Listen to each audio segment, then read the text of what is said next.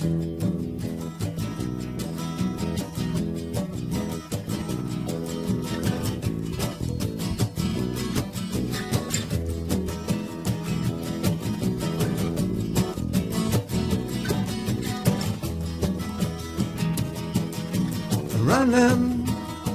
never did much good.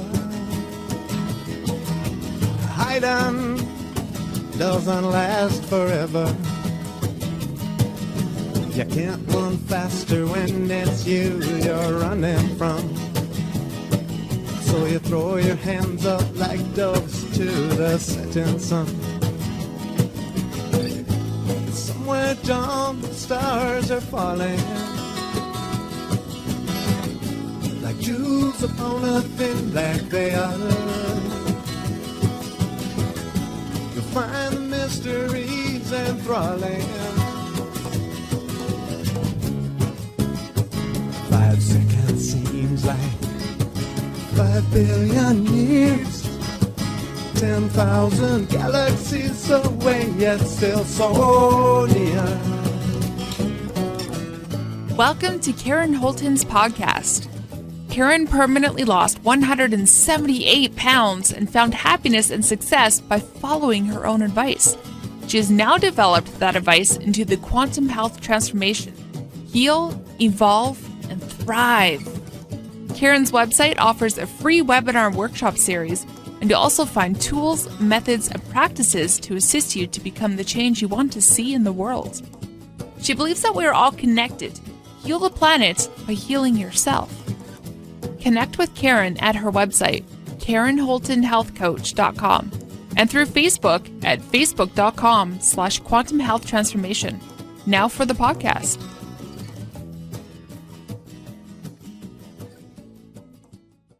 Hi, everybody. Welcome back to Quantum Health Transformation version 3.0. Today, we're going to delve into step 9, and I'm going to teach you how to use the nubby ball tool. And I also want to welcome my students. My guests today are Don Rogers and Canadian Spinja. Hi, guys. How you doing today? Hello. Great. Good. Happy to be here. Thank you. We've got our nubby balls. Oh, good. I was thinking Yes. of having t-shirts made that say, grab your nubby balls, or I've got nubby balls, with two big, anyway, never mind. Okay. Yeah. All right. So we're going to go into the screen share. I'm going to screen share, and we're just going to go through the actual PDF. So those of you that are taking this free online course, the instructional information is in video format. So there's going to be, there is a workshop video like what we're recording today. And there's also going to be just an instructional tutorial video to go along with it as well. But if you want the PDFs, they're available from my website shop. And I am charging $3.99 each for the PDFs because it helps to bring in a little bit of money to help cover my expenses in order for me to present and have this program available. And I want to remind everybody, if you haven't done so already, please subscribe to my channel and like this video if you feel it's of benefit. And please do share it with your friends and your family and everybody that you think will benefit from it. So without further ado, we'll jump into the screen share. Can everybody see this okay? Yes. Okay, good. So it starts off with an overview, which we went through last time, and the link to the overview or the orientation will be in the description below, by the way. So will all of my links and links to Don and Spinja's channel as well. So you can watch that if you haven't done so already to get an overview. But I include this as a sort of a landing page with each step of the program.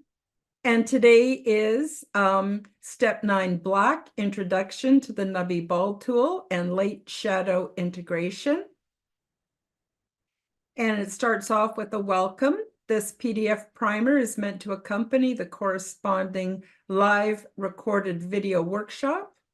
And both primer and live quantum health transformation version 3.0 workshops will be presented in descending number order, when they're published or as they're published to my YouTube and my website. So start with step 9 and work your way down to do step 1 last. All the information presented in any quantum health transformation media was received in a download and was channeled from the Living Library, which is also known as the Akashic Records. Further, this material was downstepped and developed through the filter of my own personal life experience. So I just want to be really upfront, let you all know that I'm not an expert, I'm not a mathematician or a scientist. I'm a seeker of knowledge and wisdom. The Quantum Health Transformation Program is ideal for those who are awakening and for those who are experiencing ascension symptoms, but the content is beneficial for everyone who wishes to experience a better quality of life. This system of quantum health transformation works well for me. However, you must synthesize this information and take only that which serves you. At the very least, it is my hope that from this material, you'll be stimulated to seek your own inner wisdom. Here's an image of me back in 2007, where I had a photograph taken of me and my aura. The other thing too is this program is not copyrighted, and so you can use it under the fair use clause in your own teachings and learnings, but please do give credit to me. And I'll be happy with that. And if you want to help to support my work, you can ask your clients, your customers, your friends to purchase PDF copies of the presentation from my website shop. So we'll get into the program now. Introduction to the Nubby Ball, a tool for analysis and integration. And it all started when I was having difficulty navigating certain social situations. So I asked my guides for help. Quite often when I'm in the social arena, people act in certain ways that I don't understand. Sometimes they say things and you could take it this way or that way. I wasn't really sure how to take people sometimes. And so I asked my guides for help. Excuse me. So in my mind's eye, they presented me with an image of a sphere suspended in space. I was then asked to imagine that I could see the other person's viewpoint from a specific social interaction, and then to plot this as a point on the sphere. I was then asked to imagine what the opposite position or vantage point might be on the opposite side of the sphere. I did so, and as I focused on the sphere, it became a nubby ball with infinite points or nubs covering it all over. So literally this happened like an overlay, and it happened like a lucid dream, but I was completely awake, but I could see this illusion in front of me, and it was quite amazing.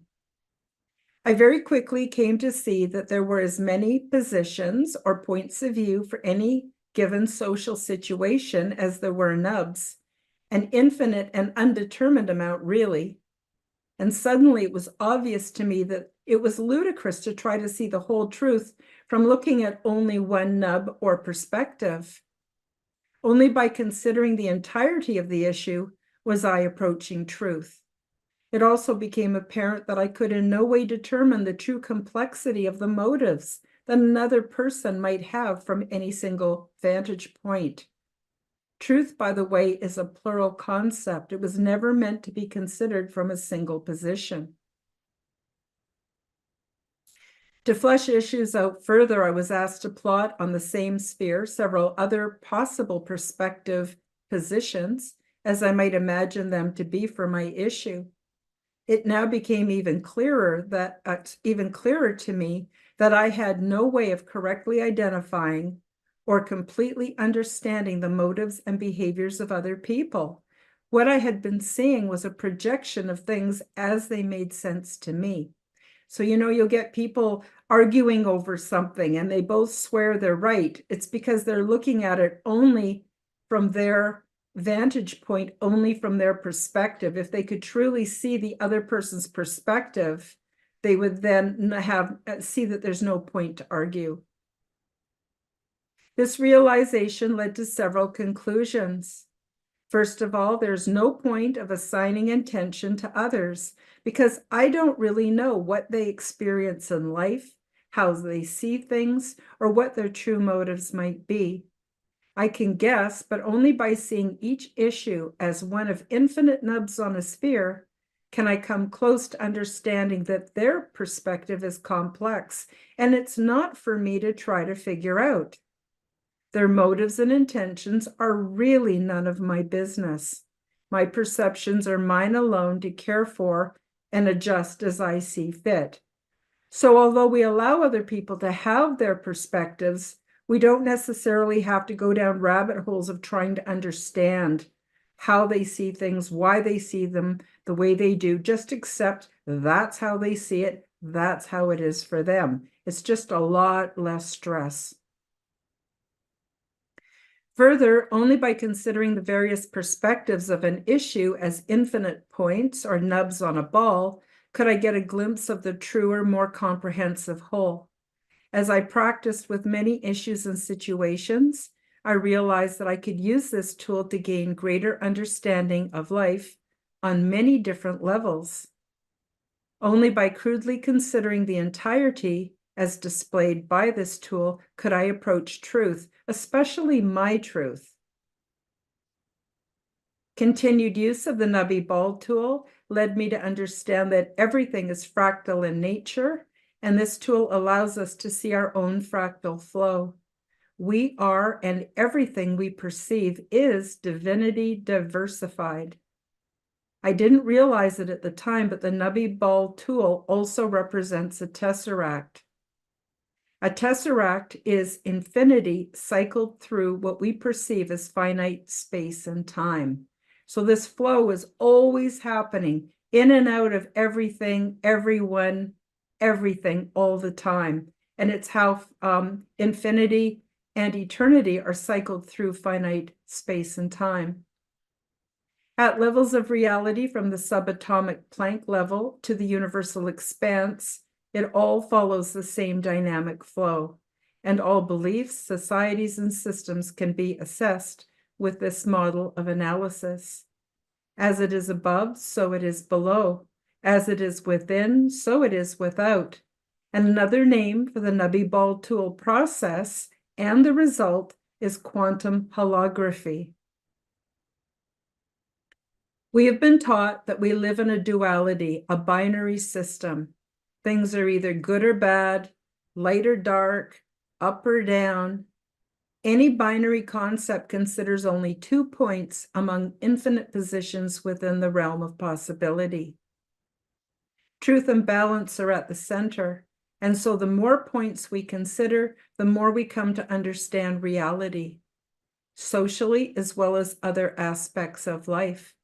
The best we can do, being imperfect beings, is to plot the opposites of an issue or situation at the poles, and then consider as many additional points as we can on our nubby ball tool. This gives us a sense of the whole and leads to fourth and fifth dimensional thinking. So I want you to consider how reality is structured. So the point at the top on the left represents a point of awareness or being. It's 0 dimensions. When you move between 2 points, this represents movement, and this is the 1 dimension, length.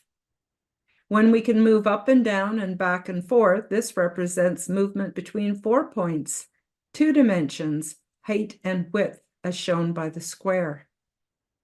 When you graduate down to looking at the cube, this represents movement between 8 points, and it gives us 3 dimensions, height, width, and depth.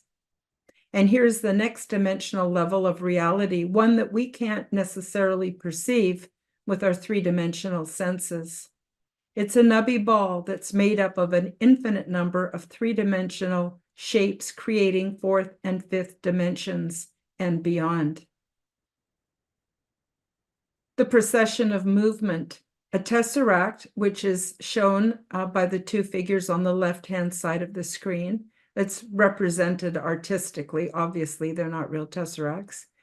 A tesseract is infinity and eternity cycled through what we perceive as finite space and time.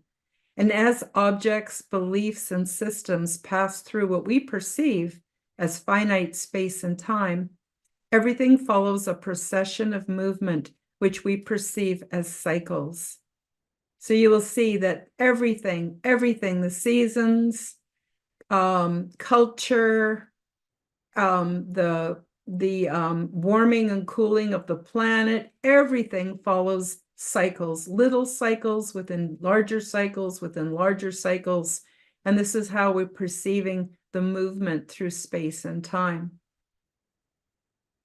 A nubby ball also represents an energetic toroidal field.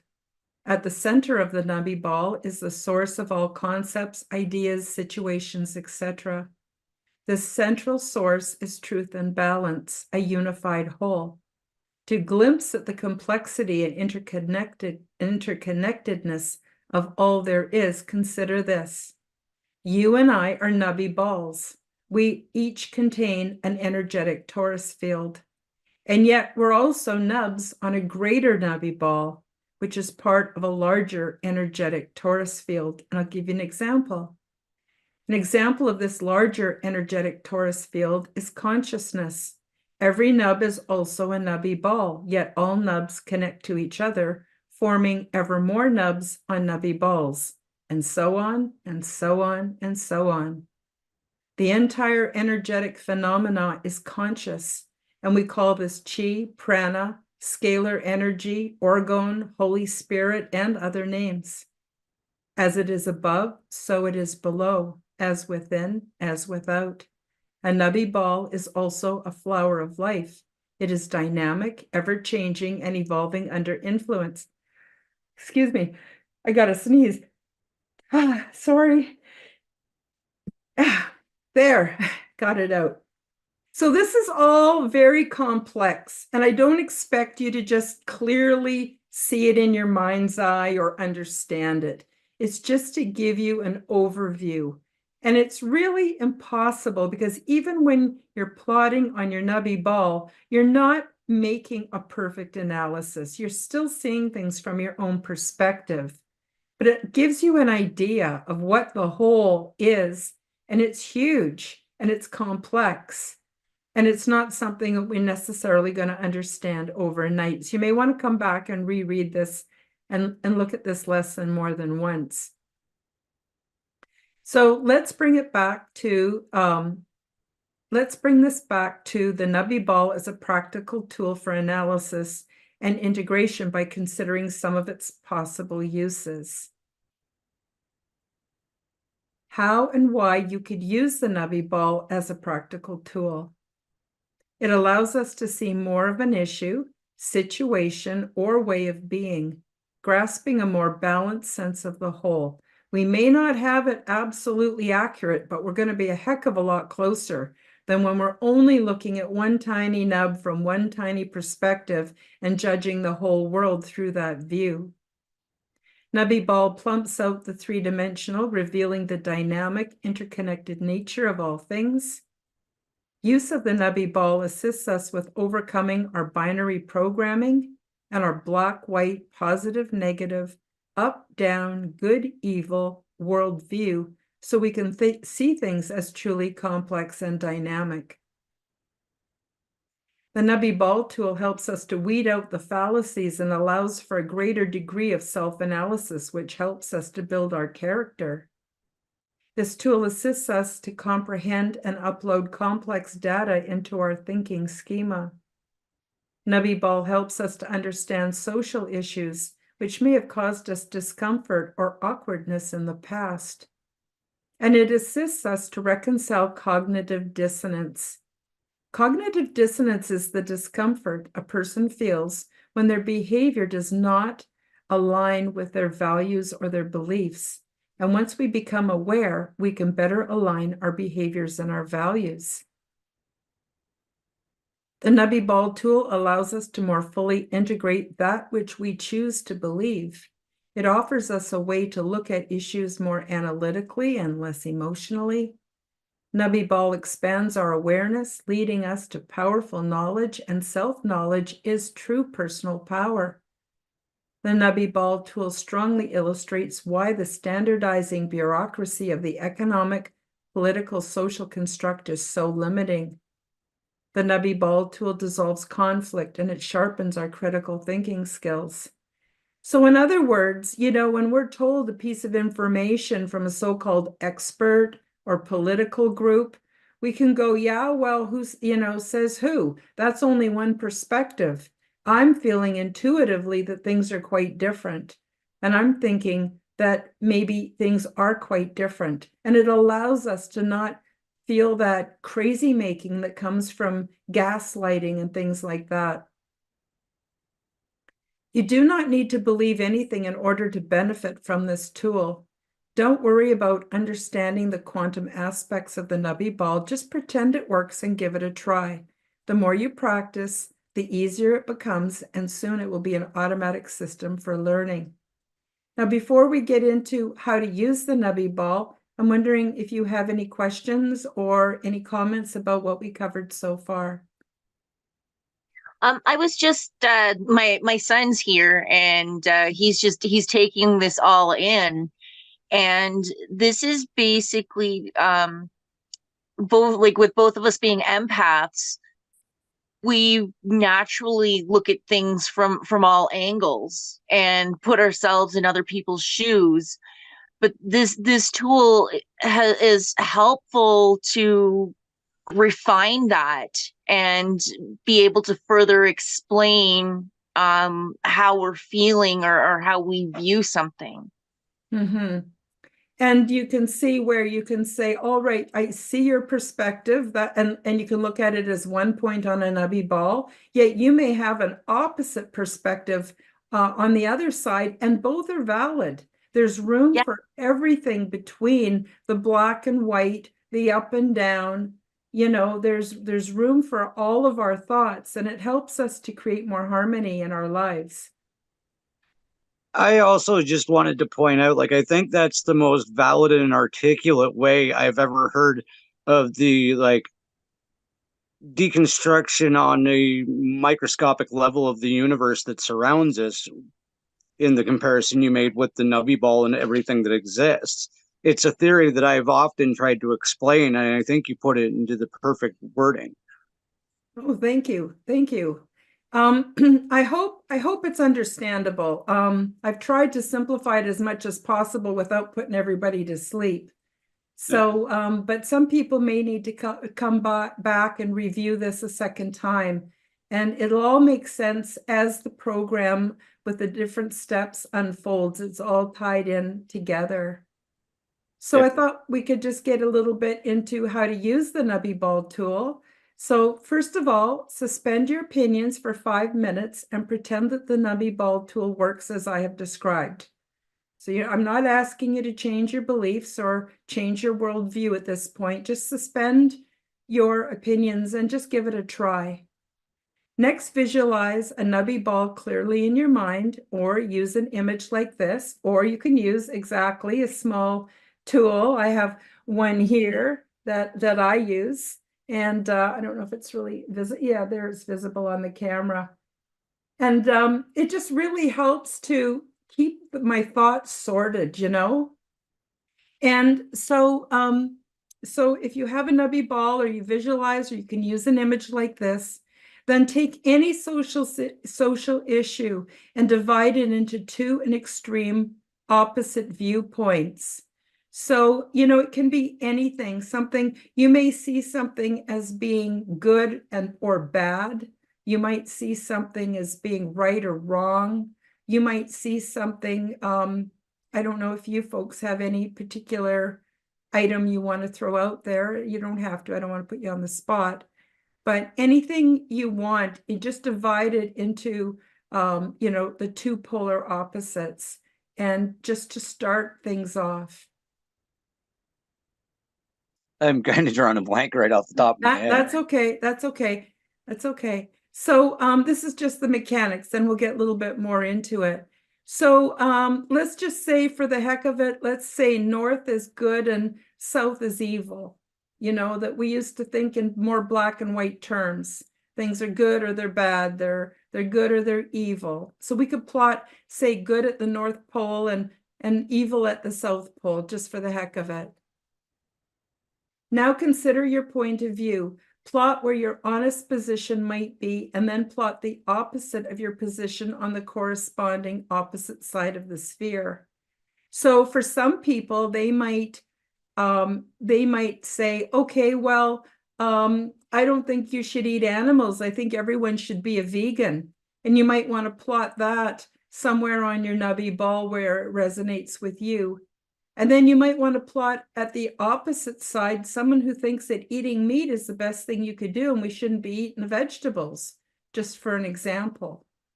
Now you're starting to see that there's a good, there's an evil position, there's an eating vegetables position, there's an eating meat position. And you're starting to get a sense that there are a lot of positions and neither one is absolutely correct. We're just seeing things and the only way we can, which is from the outside of a nubby ball. So spirit would be at the center. Spirit is the perfect balance, which we're not really capable of being imperfect human beings. And once you can see these 4 points plotted clearly, throw in another random position and plot it and its opposite viewpoint. So you might want to plot a breatharian who thinks we shouldn't eat food at all, and you might want to plot a spot on there for somebody who just wants to follow the standard American diet. And by this time, you've plumped out the issue and you can make guesses as to what the whole of the issue might look like. And you can see that now that you look at it and you look at all these different positions, I'm just using good and evil and then the concept of food consumption for examples. You can use any example you want, but you can really see that there's no point fault finding other people. There's no point arguing and fighting and trying to convert people into your way of thinking. Instead, you can just be confident that you have a valid place on the nubby ball. Your position is valid and it matters. And it doesn't matter how other people see it, but you can keep that confidence within yourself and to soldier on in your own life to make changes and to do better and to not be so freaked out.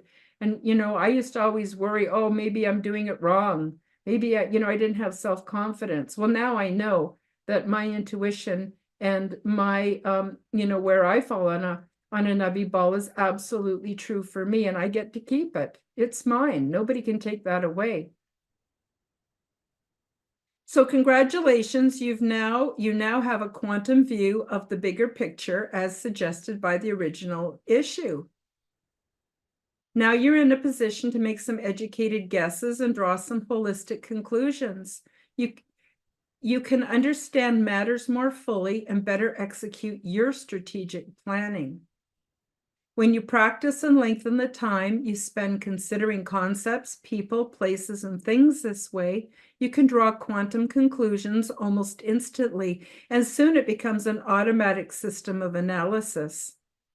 I believe that we're already using a version of the nubby ball tool subconsciously, which gives us our intuition and our hunches. So it just really helps to dissolve conflict. It really saves time. After a while, you don't need to take issues to the nubby ball because you could just say, hey, it's a nubby ball. I know that. I'm not going to argue with that person. I'm not going to try to convince them. I'm just going to try to live by example, which is a lot more fun, I think. So do either one of you want to say anything before we move on to using it as a tool for the light and shadow self-integration? No, but I really do understand what you're saying here, and I think that's really having the expanded view of the things that you come in contact with instead of just the singularity is going to be a very interesting concept for a lot of people because a lot of our thinking is very linear. Yeah, and it's really crazy making, trying to figure everybody out. What are their intentions? What are their motives? What did they mean by that? Even on social media, if you give a thumbs up, a lot of people think that's an insult. They take it as an insult, or they take it as, yeah. They don't take it as, yeah, cool, or I agree with it. Do you know what I mean? And so it just Yeah, takes all of that out of your social programming, and your life just immediately starts to become calmer. exactly. Like it's just about perspective, really, and that's a stage of my life that I'm at right now, and I can't wait till spin gets freed up enough to be able to join me because I think some phenomenal things are about to come down. Oh yeah, I would agree. I would agree. So, okay, so I'll continue. Hold on, this is only the beginning. Now you're ready to integrate your light body and your shadow bodies. Now that we figured out that, wow, everything is more complex and we don't have to go down all the rabbit holes and figure everything out, we can be confident within our own stance. Now we can use the nubby ball as a tool for analysis and light shadow self-integration. So if you shine a light on one side of a nubby ball, you find a light side and a shadow side. Likewise, no matter how much we deny this program duality within ourselves and attempt to walk in the light, our shadow side remains. We share a collective consciousness of light and shadow, as well as a personal dichotomy. So take a look at this image. So here again, I've taken a ball and I've split it with North Pole being good and South Pole being evil. And you can see one side is light and one side is shadow. So on the light side, you could be on the good side doing the right thing with the right intention, but you can also do the right thing with the wrong intention. You know, people who are manipulators do that a lot. They will, present the right thing, do the right thing, but they've got a hidden motive or intention that you don't know about. And it always comes out eventually. And that can be kind of crazy making, right? But they can consider themselves all in the light. Virtue signaling falls into that category. Very, very different than doing the right thing with the right intention. Okay. And then on the southern hemisphere, we've got doing the wrong thing for the right intention. I'll come back to that. And doing the wrong thing with the wrong intention. And you could argue doing the right thing with the wrong intention might be the same thing as the wrong thing with the wrong intention, but I'm trying to just break it down into more simple concepts. But quite often we do the wrong thing with the right intention. And I really saw this when I was raising my children, where I would take a stand with them or make them do something because I believed it was the right thing to do, but it wasn't with the right intention. I wasn't really accepting their personal take on the world, their perspective. What was really best for them at the time turned out later in life for me to have a whole bunch of regrets because it wasn't the best thing for them. So there's just an example of doing the wrong thing with the right intention, but we try, we do our best. That's all you can do. And it sure beats doing the wrong thing with the wrong intention. We're all evolving. We're all learning. That's all we can do. So when we consider the light side and the shadow side of ourselves, it's good to remember that we are complex and things are not as simple as when we considered things from a dualistic perspective. When we consider our more visible light side, we often forget that sometimes we do the right things for the wrong reasons. And when we consider our suppressed shadow side, we remember that sometimes we do the wrong thing for the right reasons. And a real classic example is I knew somebody whose father used to steal, and I thought that was terrible and a terrible example for the children. And he corrected me and he said, no, you don't understand. If my father didn't steal, we wouldn't have had enough to eat. I never looked at it that way before, right? And I'm not saying his father was right or wrong. I'm using that as an example. So that's considering a shadow side. Sometimes we do the wrong thing for the right reasons. And this illustrates the futility of dualistic concepts like good and evil. An honest self-examination is needed in order to reveal that sometimes light is not always the best path in life, and there is value in the shadow side. And I've given 2 books that have helped me a lot that I recommend as reading. If you want to take these out of the library or order them online, you can come back to this page. There's no point in me reading the details. It's just the technical information to help you to find the books if you're interested. The denial of death is really good about our collective shadow. So when we get together in groups, we tend to form group opinions that maybe if we were on our own, we wouldn't carry that same opinion, right? And then there's the personal shadow, which is our own personal duality. In the beginning, most of us shy away from shadow work, usually out of fear. But if we do not do this type of personal work, we can look forward to denial. The shadow remains hidden and is activated fairly regularly without our conscious knowledge or consent. We do not get the results we wish for in our relationships or in life in general. And that might be just at times blurting out something that was mean or unkind. It might be just denying the fact that we need to look at our diet or our exercise or how we're treating the temple body. It can be in so many different ways. And then there's projection. We blame others for their faults, and our relationships tend to fail to develop fully and remain superficial. We get caught up in victim role playing, and our most important relationships tend to fail. So what's really common is what we call the victim triangle, where you might be in a situation where your feelings get really hurt. And you go, oh, I'm really have hurt feelings. That person. So right away, you're projecting onto them all of the blame. They're a terrible person. And then somebody else comes in as the rescuer. Oh, that's too bad. And you're both all poo-pooing on the victimizer, when really it's a failure to take responsibility for the part that we share in everything. And it's much easier for us to project onto other people the parts of us that we can't look at.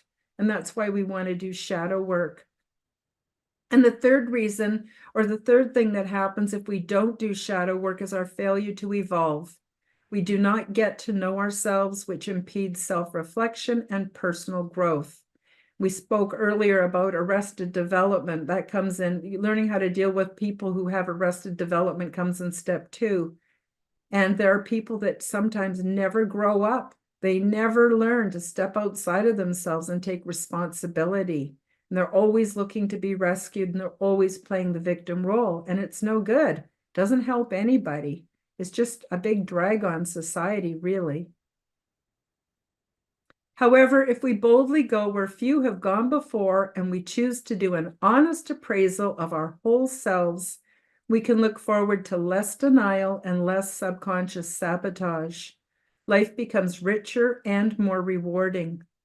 Without the need for projection, we no longer bully, scapegoat, or stereotype others, because we can accept folks as they really are. We will find little reason for dramatic entanglements, so relationships become deeper and more fulfilling. And we really see this on a global scale, where we view a certain national group as being evil and the enemy, and, we're going to send soldiers over and we're going to kill them all, Once we get an understanding of our own shadow, we don't think like that anymore. We understand there's value in all ways of being. We may not personally want to follow it or live that way, but we can see that there's different systems that work differently for different people, and world peace really depends on us doing shadow work on a personal level as well as on a collective level. Many of us have now discovered that the world is not what we thought it was, and global events have left many feeling unsettled and even isolated.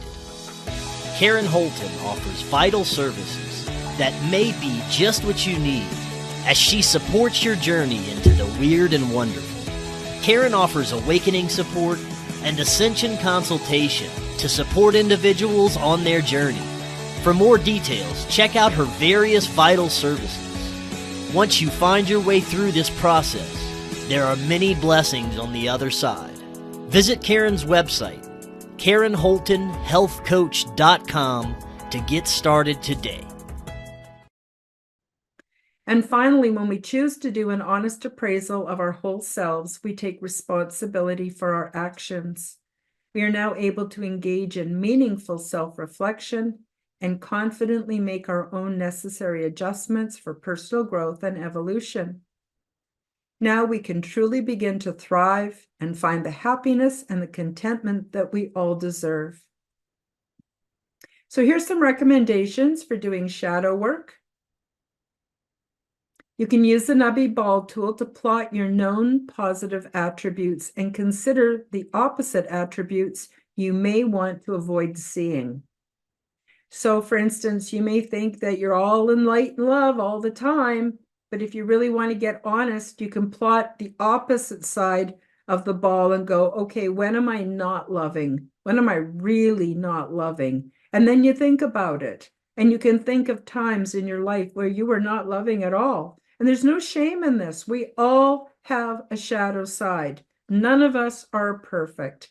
And we're all still valuable and worthy of love as we are, warts, bumps, and all. Now take time for meaningful self-reflection and become more aware of all of your uncensored thoughts and feelings. Once you see your shadow emerging, do not censor yourself. Instead, notice how you feel. So if I'm getting, a nasty thought, what I would consider for myself a nasty thought come up, instead of brushing it away, I sit with that thought. But instead of judging it, is it good or bad, or I shouldn't be feeling this way, I'm aware of my feelings. How do I feel in my gut, in my pit of my stomach? How do I feel within my soul? Because right away, what we're doing is realizing that we're having a frequency change. The frequency that we're now holding in our body is quite different. And that is the really important part of this lesson. Without judgment or condemnation, thank your shadow self for the information it gives you through thoughts and feelings. Look for the wisdom and the warnings within the nonsense. We don't have to like this part of us. We are only looking for the essence of the message. So we all have an internal asshole, all of us. We all do. You can't get away from it. But once we listen to it, it takes on a very different form. So I've got, I'll make a comment in my mind and I'll go, wow, where did that come from? I don't think that way. And then I'll go, well, maybe I do. So instead of judging it and pushing it away, I look for the message. What's the message here? Is this a warning from my shadow side that I have to be careful around certain people? Or is this a warning that maybe I need to look at more of the bigger picture and not be so naive? This exercise might feel really icky at first, but with practice, these shadow messages become less disturbing over time. You are now listening to these previously tuned out thoughts and images so they can naturally dial themselves down. So now what happens for me is I'll get a thought that I don't, I'm kind of surprised that I'm even having it in the first place. And instead of just judging it and pushing it away, I go, oh, that's just my internal asshole.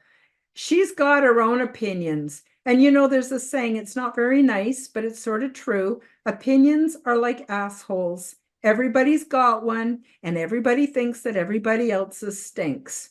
And just don't take it so seriously. Just go, okay, that's my asshole self. Okay, is there a message here? Is there something I need to look at? If not, just, okay, whatever. And it really quickly evaporates. And it dials itself down. In the beginning, the messages can be really disturbing. And we're shocked at some of the thoughts we have and the inclinations and beliefs that we have. We go, no, that's not me. But yes, it is. And we need to take a look at it. And then it dials down over time so that it doesn't have to be disturbing because now you're paying attention. The goal is not to, sorry, go ahead. No, I was going to say, like, I've been listening to you, like, even like during your show, like you've mentioned about your internal asshole coming up. And since, like, I've been listening, like, that's helped me identify, like, within myself too. And it's showing me, like, okay, I've got either I have something to release or something to heal. And Yeah. it just makes it so much easier to identify now. It's like, okay, yeah, she's got something to say. Let her have her moment. And then what do I do with this? Do I just let it go, or is it something I need to examine Exactly. further? Exactly. And another thing that often happens, in the spiritual community is people will believe that they're having shadow attachments, they're having demon influence, the old saying, the devil made me do it. Again, sometimes that's true, but most likely that's our own shadow that we're completely disconnected to. And once we start allowing that in and go, what feelings are behind this? What's motivating? Where's this coming from? You know? It it's helped me identify the difference between what I like with my like I know like to a certain degree we've all been programmed and all that. And so it's helped me identify like what's mine and what's the voice that's been programmed to like make my self-destruct button. So Yeah. it's helped me been able to identify both between the two of those too, and it's been so helpful. Yeah. Something the orientation even brought to light off camera. I guess it would be an off camera epiphany that we had after last week. Um, you made me realize like I have so much respect for the animals that I even eat or the ones I live with and consider pets, but they're my equals as much as possible. And then I realized that I have like almost no respect for the animal I live in. Mm-hmm. And that's one of those changes of perspective. Like, why do I respect my huskies physically more than I respect myself, even psychologically? And it's an amazing process once you start to figure it out. It really is, and it's so liberating. And once we make the shift, that's it, it's done. We've course corrected. We've literally changed our timeline. We've literally banished generations of dysfunctional thinking and programming. It's amazing. So the goal is not to delete the shadow self, but to learn to walk with and learn from our internal shadow partner, light and shadow coexisting together like siblings. Some are only children, but those of us who have siblings know there's some of us that just fight like cats and dogs, never see eye to eye on anything. That can be very much in the beginning what it's like when we start to do shadow work, but eventually that settles down. We start to grow up, we start to evolve. And now we can now learn from the important messages from both sides, which facilitates integration. In truth, not one of us is good or evil. We are products of our spirit, genetics, environment, and our social upbringing. Light shadow integration more than doubles what we know. And personal awareness is personal power. The other thing, too, about really knowing who we are and what we're made out of, people can't screw with us anymore. They can't screw with our heads. So as empaths, we're often sucked in by people that are more narcissistic. They lack empathy. They use us and abuse us. Well, guess what? That doesn't happen anymore because we know who we are. And I think this is really, excuse me, foundational for grounding. And that's why it's corresponding to the black chakra that's about 10 inches below our feet. It's a deeply grounding process. So some of you have heard of the hero's journey. Well, when we're doing this kind of work, we're definitely doing the hero's journey. And you'll see it's like a clock face. You get a call to adventure, you decide to step out and do something different. Classic example is you, Dawn, stepping out and realizing that you were having transdimensional experiences and wanting to find out what that was about. You were leaving the known world and stepping into the unknown world. And as you cross that threshold, you find helpers and mentors. You have challenges. You have temptation. Often we just want to scurry back to where it's safe and calm because things get really wild sometimes. At the 6 o'clock position, we end up in the abyss, which is also called death and rebirth. At that point, a lot of us go through a period of depression, some anxiety. It's called the dark night of the soul, but it doesn't last forever. And the more we stick with the process, the better our transformation becomes. We come out of it. There's a period of what we call atonement, where we realize what we're made out of, where we want to go, our course correct in the now so that tomorrow's become better. And then we return to the known world, a much improved human being.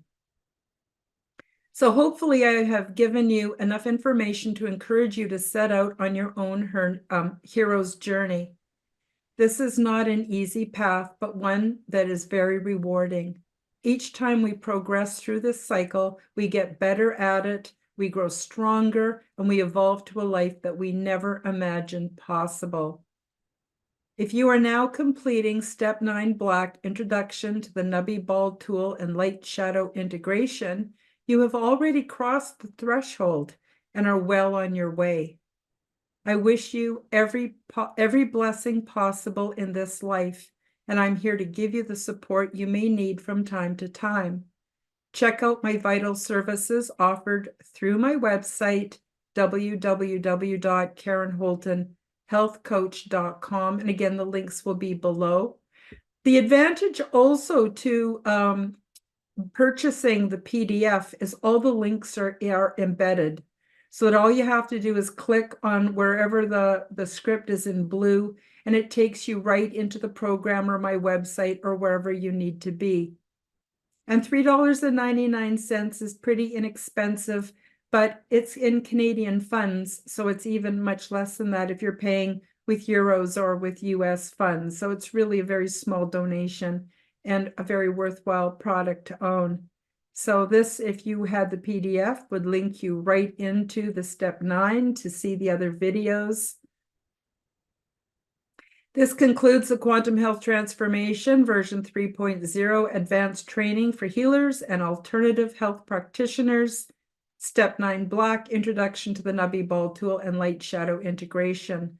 Now, even though it's called Advanced Training for Healers and Alternative Healing Practitioners, it's meant for everybody because we're all healers, especially once we start to open up to a new form of spirituality and we become more spiritual people. We're all healers. We're all alternative health practitioners. And again, people, you can all contact me if you want more information or you want assistance. And I'm grateful for all the forces that assist me with the production of this free 9-step online course. Before we conclude, I'm wondering if there is any discussion, Dawn or Spinja, that you have, any questions that have arisen or anything that you want to say about it. We'll finish up too once I close this. Yeah. I don't think this is just, it's been, like I said, it's been very helpful for me identifying things like that I've been trying to heal. It's like I suspected, like it's filling in the gaps. And I know like even if I wasn't at the point I was, like I think this would be very good for somebody that's just starting and rubbing their eyes, and like you're just tired. Like I'm it's one of the things it helped show me is how I was inadvertently used as a product of the system to keep other people down, and I had no idea.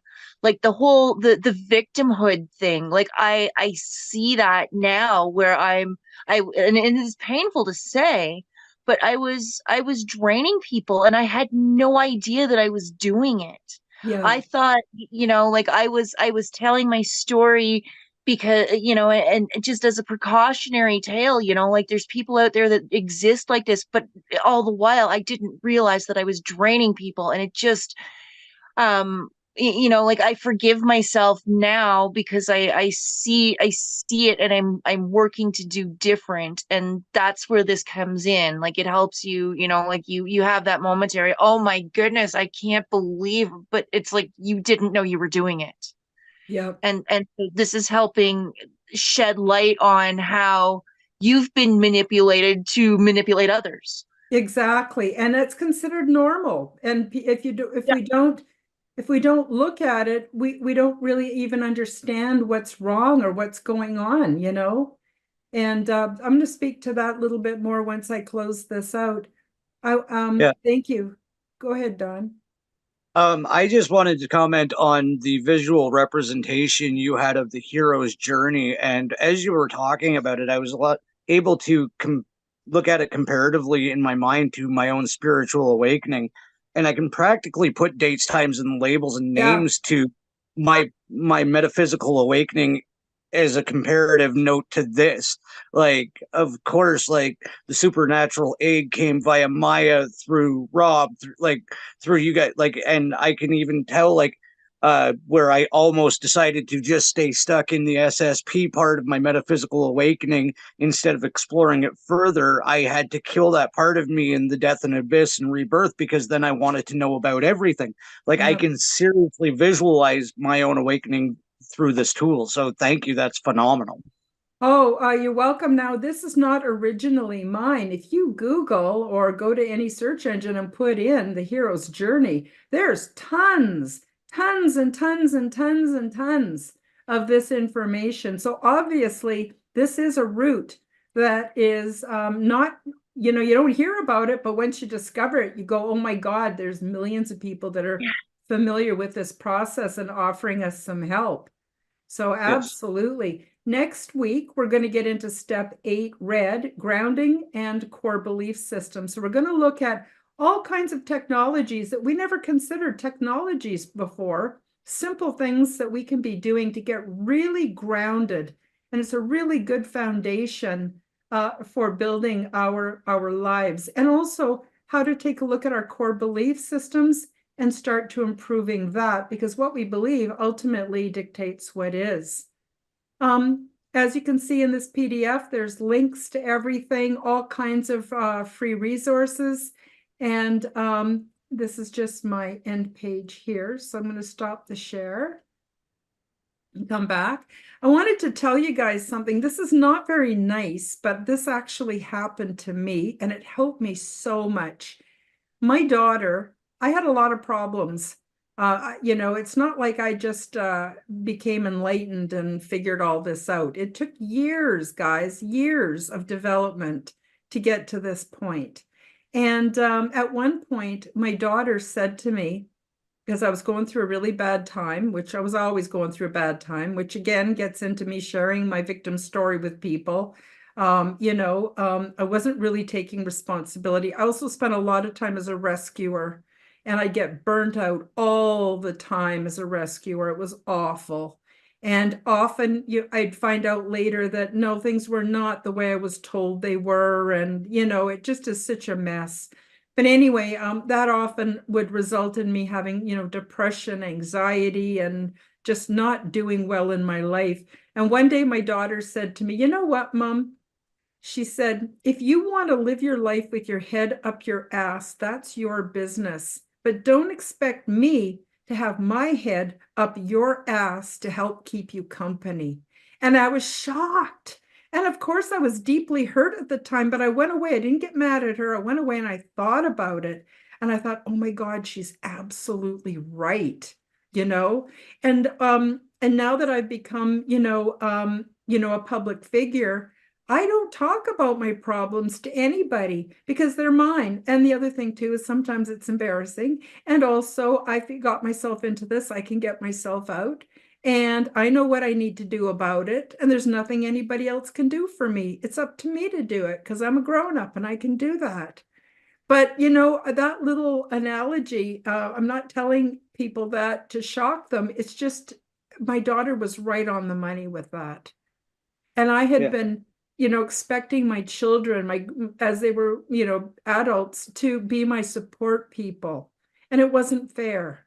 It wasn't fair and it wasn't right. So there's another example of my inner asshole and me, be exposing it and learning how to deal with it, you know.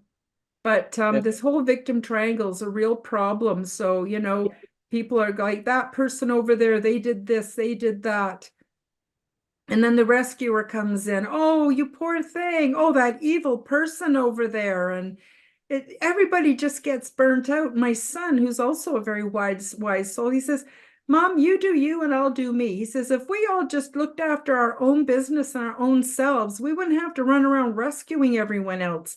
And when we're running around rescuing everyone else, we're not there for ourselves, you know? But I was taught, being involved in religion, I was often taught, no, you have to be a good Christian. You have to offer love and support and resources. And, you know, if your neighbor has no shirt and you have two, you give one of yours, or you give them the shirt off your back. You know what I mean? And it's very self-sacrificing, but it doesn't work. And so anyway, that's just how, and you know, more ways of illustrating the lesson.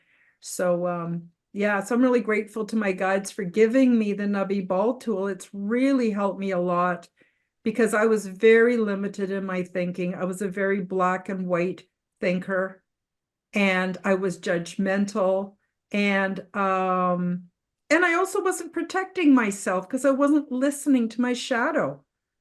Yeah, yeah. Yeah. So yeah, so that's about it for the workshop, but I'm happy to hear anything the two of you have to say. Or Um, I'm going to do a shameless self promotion here. I had an absolutely mind blowing interview with a 16-year-old, fairly aware starseed yesterday on the Round Table show, which you've been on. And he's going to be appearing under the screen name SOS Radio, or short form Ray. And it was absolutely astonishing to listen to what these kids know. Like, it's a question that's been hanging in the air in our community lately. Like, what does wave three think? Like, anybody familiar with Dolores Cannon knows the three waves. Well, the three waves are our kids, and some of them are turned on and some of them are aware. And it was about 90 minutes of me just asking any question you could possibly want to ask an aware starseed that's that age. And he's ready to come out of hiding, and it's both of our birthday tomorrow, so that was the fun part of yes, all of. happy birthday, Dawn. Thank you. I knew it was And March 4th, but boy, March 4th came up quick. right. Yeah, Well, this year is and zipping by. Oh my goodness.